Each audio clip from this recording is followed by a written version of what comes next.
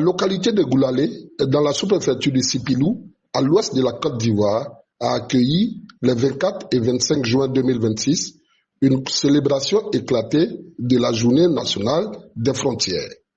Située à proximité de la frontière internationale avec la République de Guinée, ce village est devenu durant 2 jours le point de convergence des populations mobilisées autour de la paix, de la cohésion sociale et du développement des espaces frontaliers. Aujourd'hui, nous sommes venus à Poulaleu pour célébrer l'édition 2026 de la Journée africaine des frontières. C'est une initiative qui a été recommandée par l'Union africaine depuis 2010. Et chaque mois de juin, l'Union africaine demande aux États de célébrer donc, la Journée africaine des frontières.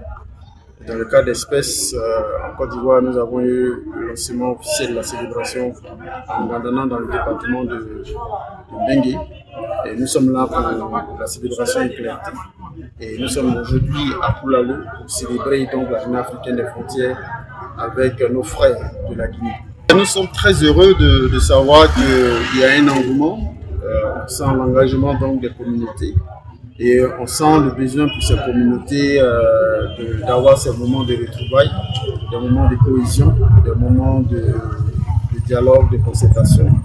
Je veux dire que c'est un prétexte que nous utilisons à travers la Journée africaine des frontières pour raffermir les liens qui existent entre les communautés qui vivent de part et d'autre de la frontière. Comme nous le savons, notre frontière, ce n'est pas nos parents qui ont donc décidé de tracer ces frontières, c'est le colonisateur qui nous a imposé ces frontières. Et ces frontières ont été tracées depuis la conférence de Berlin au détriment donc des groupes homogènes qui existent, qui partageaient les mêmes aires géographiques, qui partageaient la même culture, la même langue. Et donc il est important aujourd'hui, au lendemain des indépendances, de pouvoir recréer encore ces liens qui étaient des liens forts qui unissaient donc ces communautés.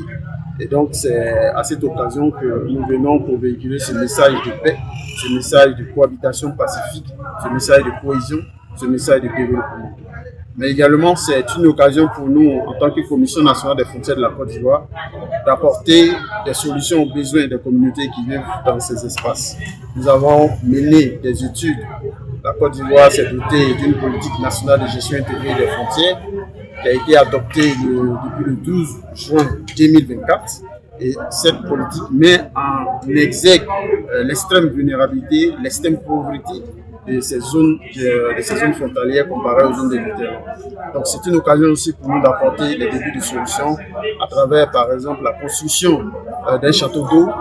Dans d'autres célébrations, on réhabilite l'école, on réhabilite par exemple des cantines, on fait don de tables-bancs, on organise des consultations médicales à l'endroit donc des communautés pour apporter quand même la présence, marquer la présence de l'État, renforcer la présence de l'État et détruire dans l'esprit de ces communautés le sentiment d'abandon par le pouvoir central.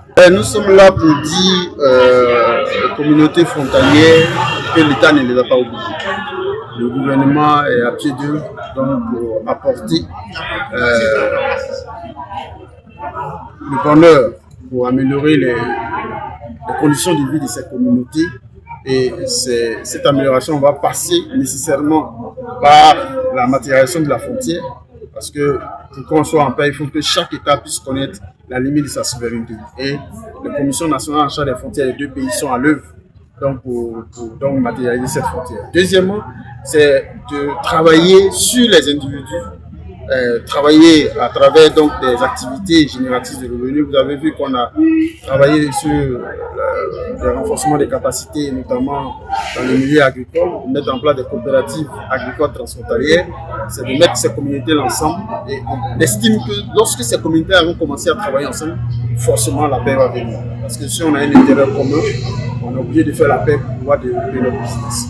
L'autre aspect, c'est de travailler sur le cadre de vie de ces communautés en apportant un certain nombre d'équipements. Et c'est ce que nous essayons de faire à travers donc, ces célébrations. Organisée avec l'appui de la Commission nationale des frontières de Côte d'Ivoire, CNFCI, l'édition 2026 a été marquée par la diversité des activités et une forte participation populaire.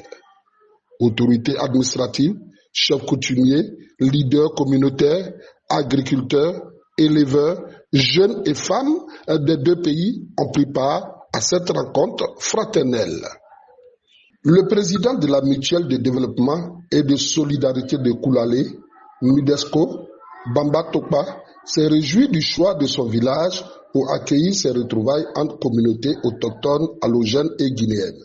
Pour lui, la célébration du vivre ensemble doit contribuer à mettre fin aux conflits récurrents et à faire de la frontière un espace d'opportunité plutôt qu'une zone de séparation. On ne sait pas comment faire, nous sommes contents. À Koulalé, la ferveur populaire et la participation des deux pays ont ainsi donné un contenu concret au message de l'édition 2026. La frontière peut devenir un trait d'union, un lieu de coopération et un moteur de développement partagé.